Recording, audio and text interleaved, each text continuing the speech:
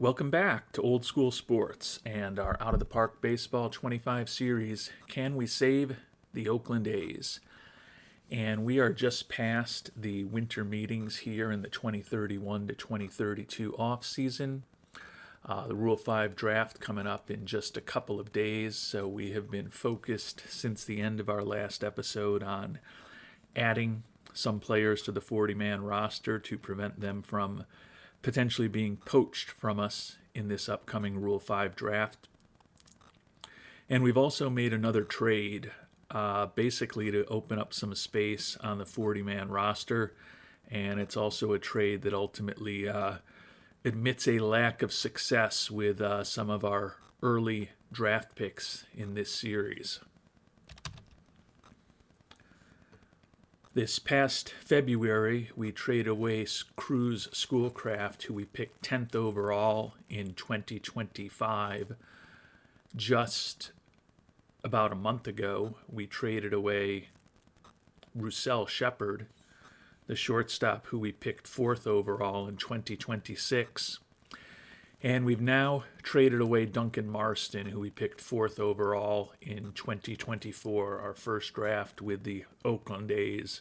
So we are officially 0 for 3 on our first 3 first-round draft choices that we made in this series, which is probably has a high correlation with the fact that we haven't been developing a ton of players within our organization. But Marston was on the 40-man along with Jai Watterson, an international amateur free agent that we picked up several years ago as well. We also traded away minor league lefty Josh Beatty, who looks like he could be a borderline useful arm as a 25-year-old left-handed reliever. Mickey Moniak, who was just organizational depth. Watterson, who I talked about, 24-year-old IAFA acquisition out of Australia. I believe it was in 2025. Yeah, so the first IAFA period, he was a guy that we had picked up. He's actually coming off of a pretty decent year, a combined 17-5 across A and AA. But at 24 years old, his stuff is what it is, below average. Doesn't have a particularly impressive arsenal, and don't see him being a big-time player. So we wanted to get him off the 40-man along with Marston to at least open up one spot for us. Marston, as I mentioned, the 4th overall selection in 2024. He has had a couple of brief-ish stints in the majors with us. Called him up late in 2029, and then he basically spent all of 2030 with us. And he's been respectable in the major leagues with a 4.29 ERA over 144 and 2/3 innings. But giving up home runs with 24 allowed over that span, and walking batters have been issues for him. He's been a bit above replacement level. And he's also coming off of a rough year as a 26-year-old that he spent in AAA the entire year, and he pitched his way to a 6 ERA. Giving up even more home runs and walks per inning pitched than he did in the majors a year earlier. Just don't think that his control is ever going to be what we hoped it might be. And he's also going to be 27 early next year, so despite a 4-pitch arsenal that looks impressive, I just don't think he knows enough about where it's going to ever be what we're looking for on the pitching staff. So we traded those 4 guys away, and we got a 24-year-old in return, Josh Teeples, who was listed as a reliever when we picked him up. So obviously his stuff was a little bit higher, we thought, at 55. But we were envisioning him as a potential back-of-the-rotation type starter. And it looks like he's got that kind of profile. Solid stamina at 55, a 4 to 5 pitch arsenal. None of the pitches are exceptional, though. Acceptable stuff, acceptable control. We think his movement could maybe get a little bit better. So I view him as potentially the most useful of the 5 players involved in this trade. I don't know if I like him better than Marston, Beatty, and Watterson combined, but I think he's better than any of them individually. And as I mentioned, getting Marston and Watterson off of the 40-man and replacing them with Teeples does open up a spot on our 40-man roster, which will be useful as we head towards the Rule 5 draft. And it will also be useful as we think about what this team might want to pursue in free agency, since we're probably going to be trying to add another body or two there as well. As we talked about last episode, Keider Montero and Shane Baz are the two starting pitchers we're most interested in free agency. But over the course of this playthrough, we've been able to ultimately build pretty decent pitching staffs. You can see we've allowed 667 or fewer runs in 3 of the last 4 seasons. In contrast, we've scored over 700 runs just once in the last 5 years. So the offense is where we need help. I'm pretty comfortable with Caden Dana being our number 5 starter. And clearly, with the recent acquisition of Mr. Teeples, he would be another guy who could compete for a spot at the back end of the rotation as well. So if we get into a situation where Montero or Baz is still available at a discount price in a few months, we'd consider pressing that lever at that time. I don't think it's going to happen. I think they'll probably be both off the market, in which case we'll run with what we've brung and maybe look to improve the pitching staff if we need to as we get closer to the trade deadline during next season. So that means we're going to pivot to a potential offensive player. And you can see we've got a lot more money for free agents that we did at the end of last episode as we prepare to make an offer to somebody. But that's only because we pulled the draft budget down to nothing, which we're going to need to enhance at some point as we get closer to the start of the next season. So ultimately, the draft budget will be replenished by scouting, player development, and possibly some excess money available. But as I said, we needed to put ourselves in a position to bring on a player in free agency. And the player that we're going to bring on in free agency is a hitter. The two that we talked about at the end of last episode were Shoji Bemai, coming over from the Japanese league, and he looks like a potentially really good offensive player as a right-handed hitter. And when we started this offseason, mentioning adding a big right-handed bat was probably our primary objective, so he checks the primary box from that perspective. Doesn't have much speed. He's not got the nicest personality, and his high financial ambition and low loyalty likely indicate that he may be a little tricky to sign. I don't love him defensively, but I have to be fair. That 65 infield range is the rating I care most about in the infield. So I could see a scenario where he's a second baseman or a third baseman for us. Don't love the turn double play rating at second. Don't love the arm at third. And honestly, I'd prefer to have as high an error rating as possible, but at least he's slightly above average for a major leaguer there. And he is also a guy who could be in the mix as a corner outfielder for us. So versatile defensively, really good bat, bad personality, not a lot of speed. And he's looking for a lot of money. But he has taken his demand down to 5 years at $22 million a year, compared to the 8 years at $22 million he was asking for about a month ago. So Bame is one of the two guys we're thinking about. We've only got high scouting accuracy on him at this point, but he's indicated that he's got other offers on the table. Might be lying to us, but we're kind of at the point where if we're going to act, we've been patient for about a month at this point, it's probably about time to act. The other player that we're considering is Roman Anthony, who is looking for A bit less money, an average of just over 19 million a year, but for 6 years. But he's also younger than Bame, so that's probably fine. A guy who has been a very effective major league hitter with a 116 WRC plus over the course of his career. Knocks a lot of doubles around and does have some home run power as well. Another player who's fairly versatile. He can play first base. He can play anywhere in the outfield. It's a left-handed hitter rather than a right-handed hitter, so that's not perfect because we are very heavy on left-handed hitting players in our lineup.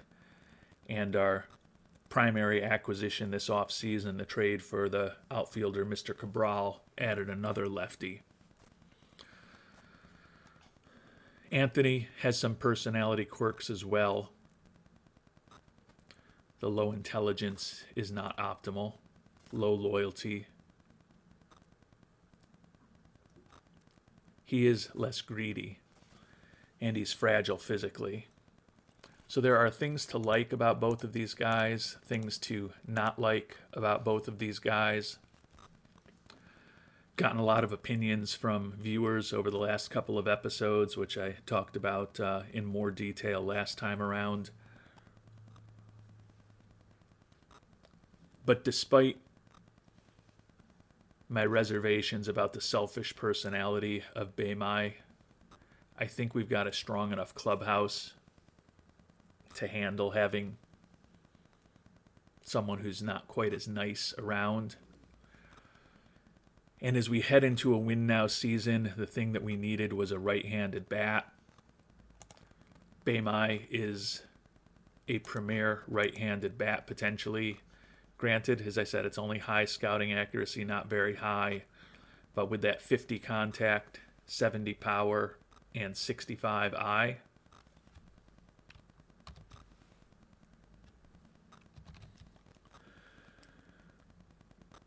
you can see here on our player search screen that there's exactly one player in Major League Baseball, or potentially in Major League Baseball, that has those three ratings all at that level or higher, and that is Mr. Baymai.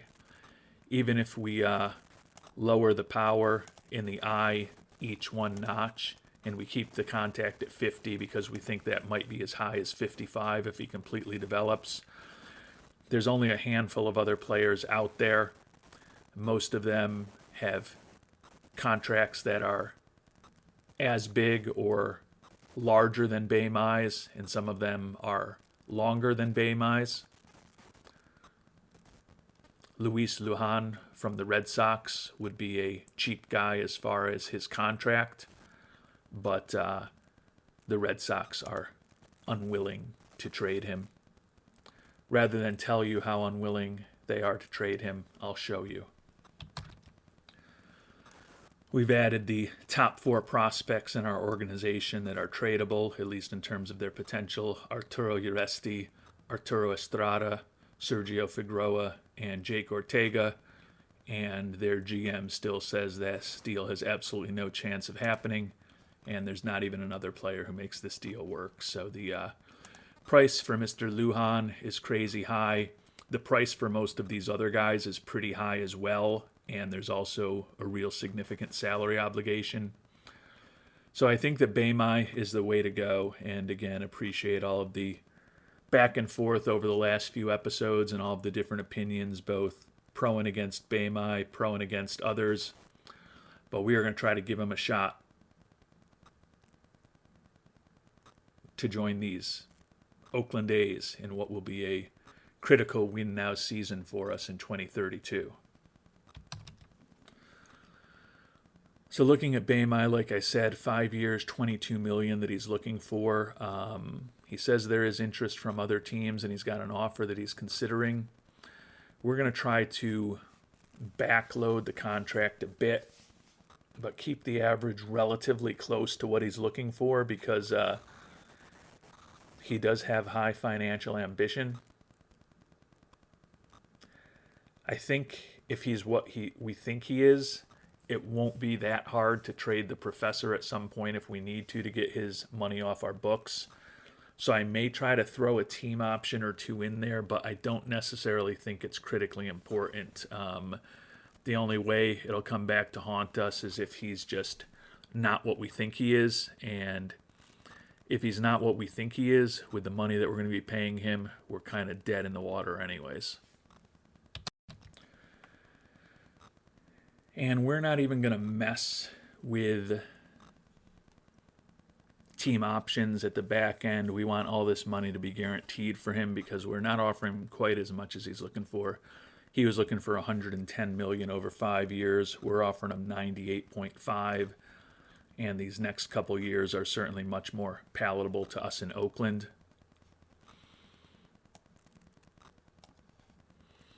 I think he'll at least consider it.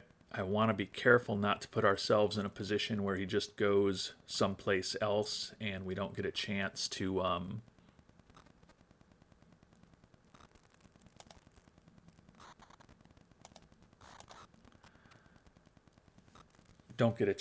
potentially match. So we're actually going to up it $500,000 to 99,000. 19.8 million average, no team options. See what he thinks. He says he's willing to think about it. So we are trying to bring the professor on board as the potential missing link for this often struggling Oakland A's offense.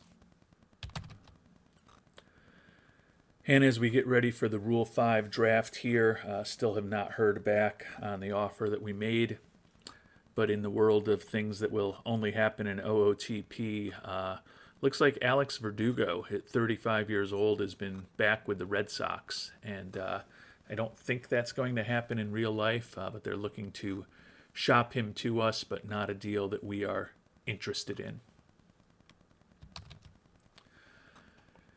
And we won't be picking until 21st in the Rule 5 draft. Likely only going to pick one or two guys. Obviously, a lot depends on what the pool looks like and who's available at 21 and then 51, where we'll be picking in the second round. But we don't have a ton of room on the 40-man. We don't have a ton of holes to fill. Clearly, if there was a big-time starting pitcher who was available, that would be fantastic, but I'm not necessarily expecting that to be the case.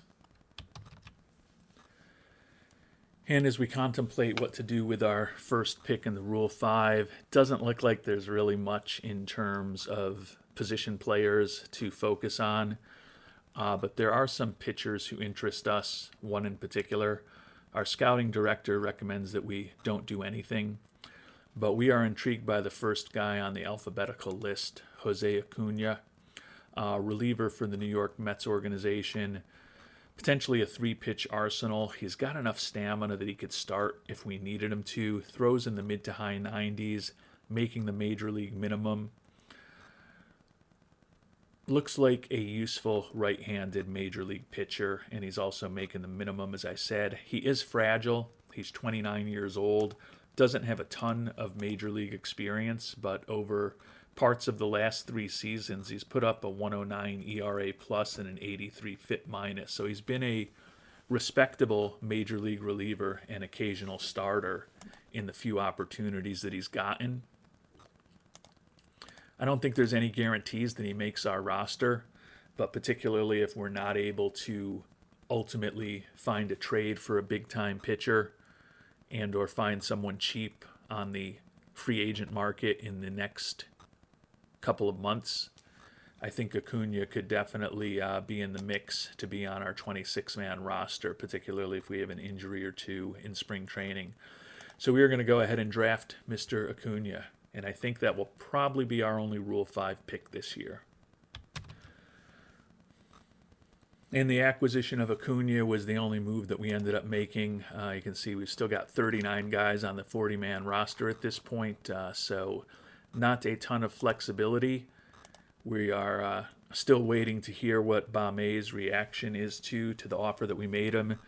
And then Guerrero, Estrada, and Cisneros, 3 other international free agents this year who we've made minor league offers to, in the case of Estrada, with a potential major league contract. Supposedly favor our offers, but we have not locked any of them up yet. And we've heard back from Shoji Bame. Supposedly there are several teams interested, and saying it wasn't a bad offer, but he wants more money or he won't see it as a signable deal. So I think it was probably smart that we didn't put any team options in there.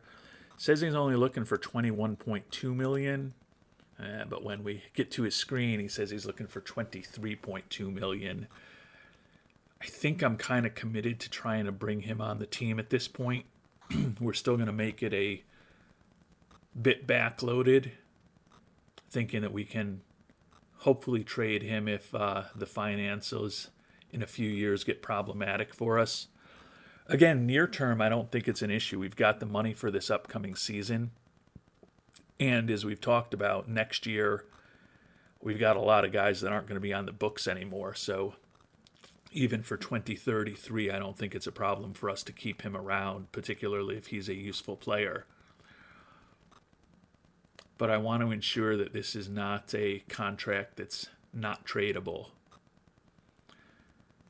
And with an average of $23 million-ish that he's asking for, with the fact that, as I showed you, he was completely unique in terms of his combination of competent contact with exceptional power and a well above average eye.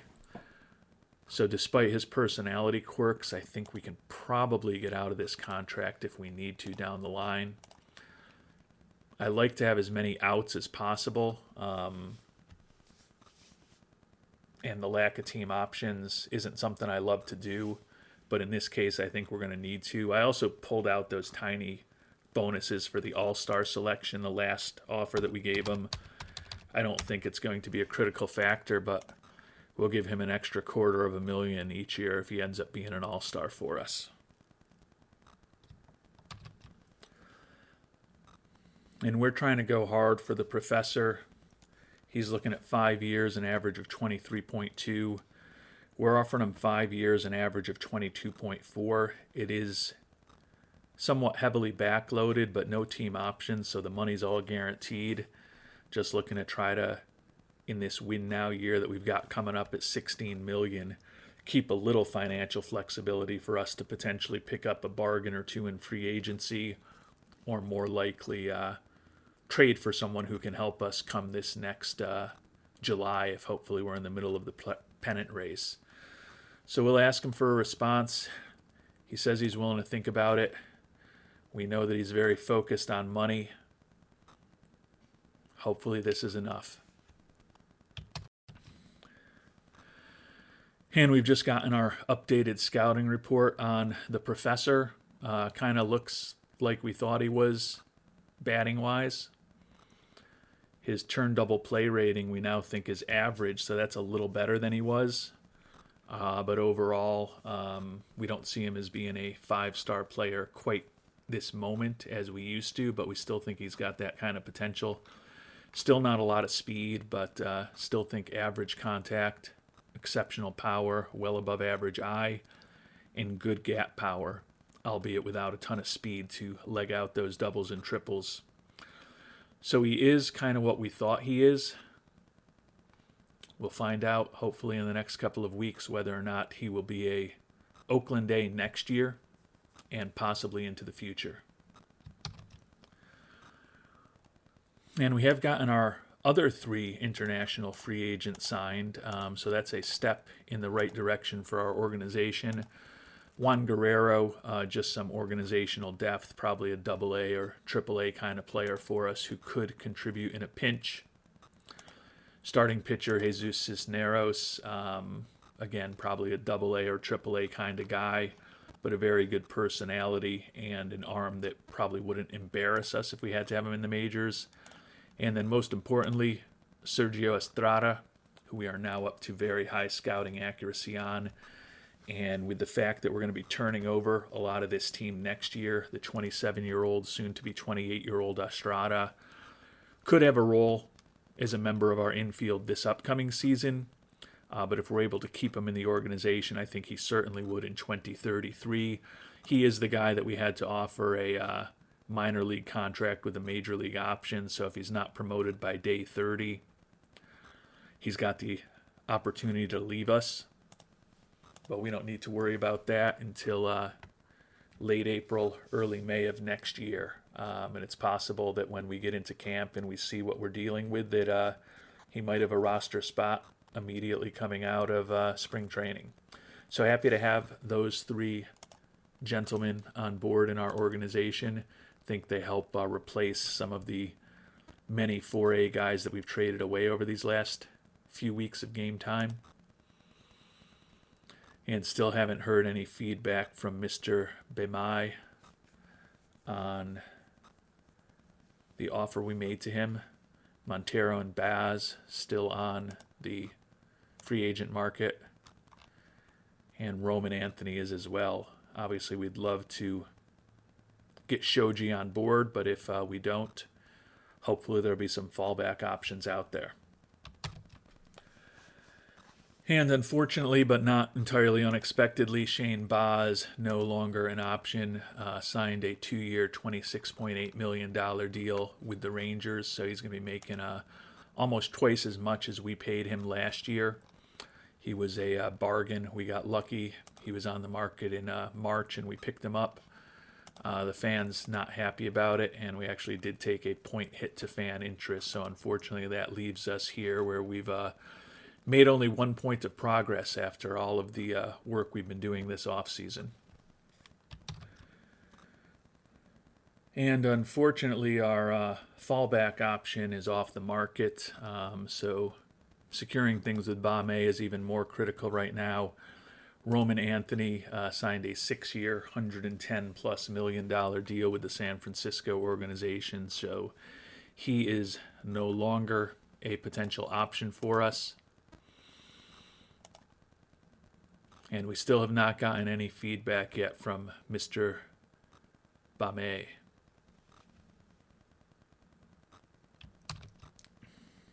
And as we've been preparing for international amateur free agency, which is a little over a week away, the start of the signing period, which we'll talk about in detail before we finish up this episode, some good news on the prime international free agent.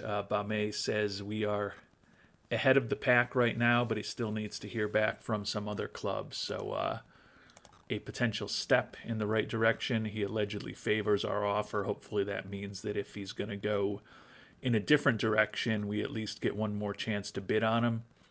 And very well could mean that he'll be signing on the dotted line in the next few days.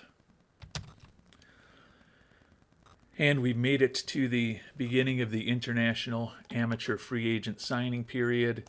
Unfortunately, no additional feedback on Shoji Bame.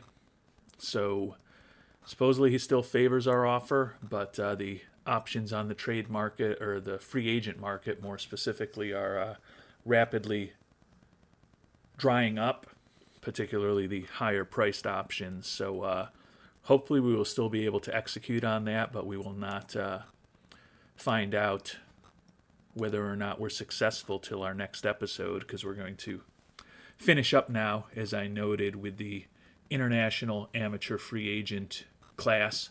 This is always an area where it's helpful for me to get the perspective of viewers. So those of you who are willing to share your thoughts, would love to hear them. Taking a look at the key players, there's 3 pitchers that we've been scouting pretty aggressively throughout, had them in every camp, and you can see we've got very high scouting accuracy on all 3 of them. David Capetillo, ground ball pitcher, 17 years old, durable, throws in the low to mid 90s. We think his stuff, movement, and control could all be well above average. And he's got a potential arsenal of up to 6 pitches if everything goes well. Although realistically, it's probably a 3, 4, or 5 pitch arsenal of real good major league pitches when all is said and done. But certainly a pretty interesting prospect, Lippi, looking for $3.4 million. Jesus Saldana, high leadership, another ground ball pitcher, 17 years old, also throws in the low to mid-90s. Think his stuff, movement, and control could all be well above average as well. Probably only a 3 or 4 pitch arsenal when all is said and done. Hold out hope that maybe he gets to 5. But his fastball, his sinker, and his splitter aren't far off major league quality. And his stuff and his movement aren't either. The control is where he's got a lot to learn. But although Capetillo's movement is close to major league quality, I'd say that all else being equal, perhaps Saldana's a little further along. And last, and looking for the most money of the pitchers, Julio Vaca. I think his stuff is potentially off the charts, along with excellent movement and control. Potential 2 to 4 pitch arsenal, plenty of stamina, not great at holding on runners. Extreme ground ball tendencies for him, also throws in the low to mid 90s. Few months younger than the other guys that we've talked about. So I think any of these guys could certainly help us. But there's also a very interesting crew of position players as well. And we've also gotten up to very high scouting accuracy on all of the position players that we've been consistently bringing into camp. And clearly we're running scouting reports independent of camp on these guys as well. Third baseman, Rogelio Contreras. Looks like a third baseman in terms of his defensive profile. He's got potentially really good power. The rest of his profile, pretty average, but 65 arm and 70 power, along with competence everywhere else, is not a bad profile for a third baseman. I'm not going to ask why Rogelio Contreras has the nickname Sammy Pickles. Nelson Prado, a left fielder, very well-balanced batting profile, and looks like he could be a competent corner outfielder. Probably more of a natural right fielder maybe with that plus arm, although he's listed as a left fielder now. Looking for $3.2 million, so he's a lot more expensive than Contreras. And the last 5 guys that we're going to talk about as far as position players are potentially expensive as well. Ernesto Moreno at catcher. Don't love the defense, but the bat is potentially really interesting. And he is 6'6", so although his infield ratings are not outstanding, probably could learn how to play a proficient-ish first base when all was said and done. Juan Leribas, 16-year-old center fielder out of the Dominican. Potentially a really good contact hitter with decent power. He's durable. Another guy who looks like a corner outfielder, and he's got that high adaptability, work ethic, and intelligence. So nice combination for his potential development. Dominic True at $2.2 million is looking for the least of these higher-rated everyday prospects.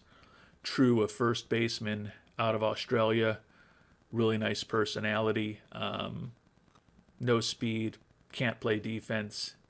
He is a pure bat. His gap power and his eye don't look like they're going to be that great, and he's also got a lot of work to do to get them both up to a competent level. And Dominic True out of Australia with the nickname Eleazar Orlando. Well done, OOTP. Well done. 2 final IAFA prospects. Third baseman Ishmael Florencio, a.k.a. Zomp. Third baseman, or potentially a first baseman given his 6'3" height, fielding profile, but not a dynamic fielder, but a guy with potentially 65 contact, 70 power, and 70 eye, as well as some durability and a high work ethic. Could be a pretty interesting batter. And last but not least, the right fielder Nelson Del Rio. 65 contact and 75 power if he completely develops. Another guy who's kind of a corner outfielder, not great speed, does have a high work ethic. And he is Leonardo Sal. These nicknames are brutal. It wouldn't seem like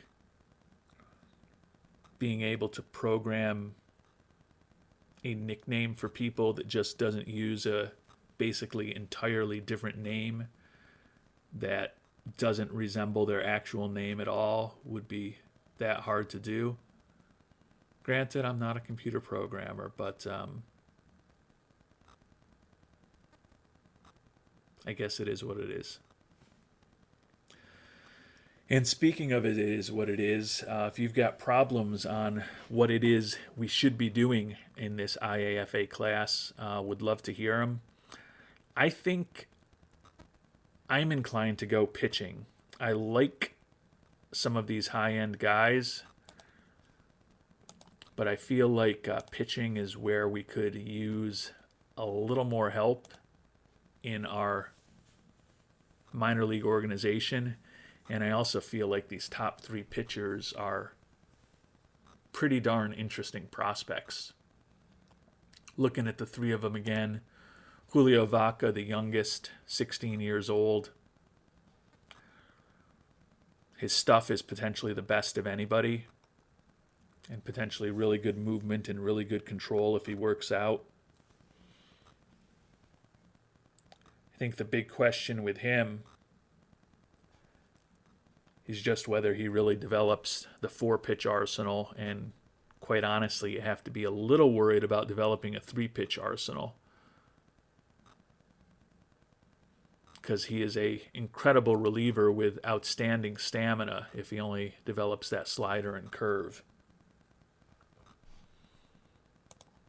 And Soldier's also looking for $3.8 million, given that there's a little bit of uncertainty about whether he can really be a starter with his pitch arsenal. And he's the worst by far at holding runners. I think I'm inclined to think that Capetillo or Saldana is going to be our guy. Capetillo, if everything goes well, 70 stuff, 60 movement, 65 control. That's fantastic. He's got the potential for a 6-pitch arsenal. Realistically, we don't think that curve's going to be quite a major league pitch. But if the change, sinker, and splitter, if at least 2 of those develop, he's got a pretty competent 4-pitch arsenal and can probably get that stuff to maybe a 60 level. The splitter is what we think is going to be his nastiest pitch, so it's probably pivotal that that develops. Like the durability a lot.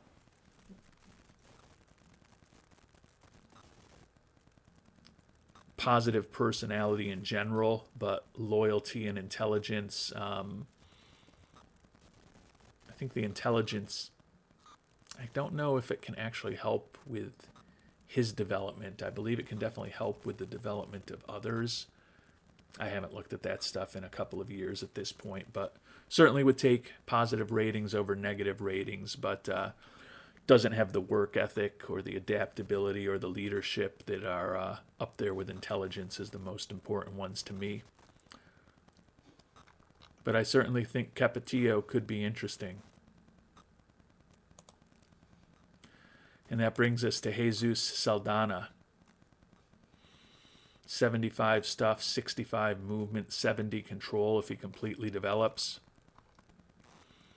He's basically got a 3-pitch arsenal that's not far off major league quality right now. So with that 50 stamina and 55 holding runners, I think as long as those pitches continue to develop, you can definitely project him as a solid major league starter. Really going to be dependent on that change to get a 4th pitch. The curve we don't think is ever going to be that great. Doesn't mean that we can't be surprised to the upside. But if he gets that change mixed in with these other 3 pitches and has a 4-pitch arsenal to go, he can probably reach most of his potential as far as his stuff. And I do like the fact that we talked about with him that he's already 40 in terms of his stuff and his movement.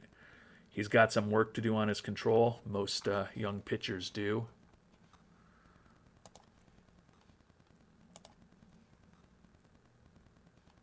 Capetillo also 30 with his stuff. Capetillo's movement of 45 is actually 5 better, but his stuff of 30 is 10 worse. I think these guys are all pretty close. Quite honestly, I think I would go with the 6'7" righty Saldana. He's looking for the least money.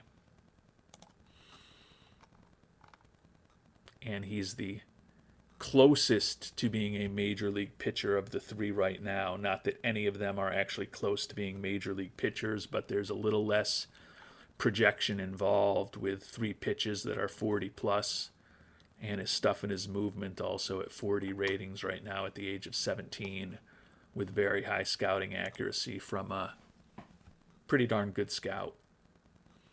We are going to have $5.7 million to spend this year potentially, so we can certainly go for anyone that we like. But I'm kind of inclined to think that it's Saldana. But if there are those of you who have different thoughts on the pitchers, or if you think that I'm crazy to be looking at the pitchers and I should be looking at some of these position players instead, it's always helpful for me to get that feedback. And with that, we will call it an episode. The supply of hitters is getting much smaller. Brett Harris, who's been a fallback option for us, has actually increased his demand from $10 million to $15 million. So perhaps supply and demand is working in his favor. We think we've got a chance at Shoji, and we think he's exactly what this roster needs. He's telling us he favors our offer. We'll likely find out in the next episode whether he will be joining us or whether we'll have to scramble with all of this money that we've been saving this offseason, because right now as we sit here on January 15th, we've got the lowest budget, which we're always going to have this year, as well as the lowest payroll in baseball. But clearly if we add Shoji into the mix, that will likely change, and we'll probably be in the 27, 28 kind of range. Still down the stack significantly, but would love to get Shoji on board, and we'll find out in our next episode. And hopefully we can get some interesting international amateur free agents on board as well. And if you've got thoughts on what we should do there, please let me know. Until our next episode, thanks so much for watching, and hope you have a great day.